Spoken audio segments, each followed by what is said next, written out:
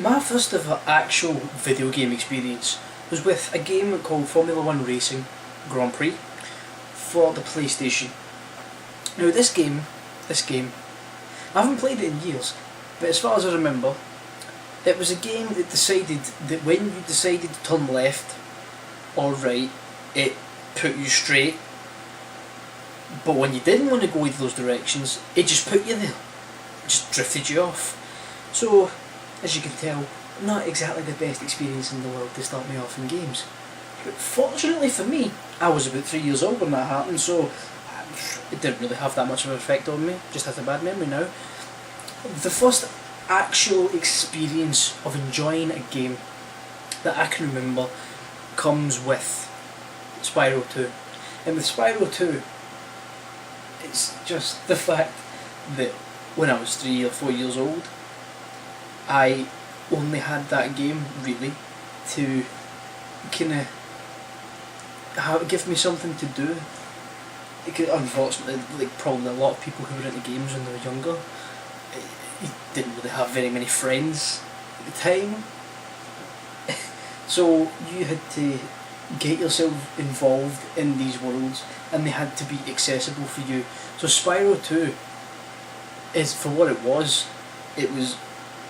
easy to pick up and play, easy to enjoy, with all these vibrant colours and just a way to get you involved in that world. And you also get to, I guess, meet a bear who's a prick, but that's anyway. With all this, you got at certain points in the game to actually achieve something by learning something or overcoming certain parts that were just too difficult for you, and you get that sense of, oh, I've done something worthwhile. And now, completely different spectrum. The other massive experience that I remember, being one of the first gaming experiences that I had, was with Pokemon Blue. Now, for the Game Boy Color. With that game, like I said, being a younger kid who didn't really have very many friends, Pokemon, it's sad to say, but it gave me that little 6 Pokemon party that became my friends. They became the things that I looked after and I wanted to become better, because they're going to be with me and they're going to help me win battles. They became my friends for that period of time that I played that game, over 100 hours as far as I'm aware.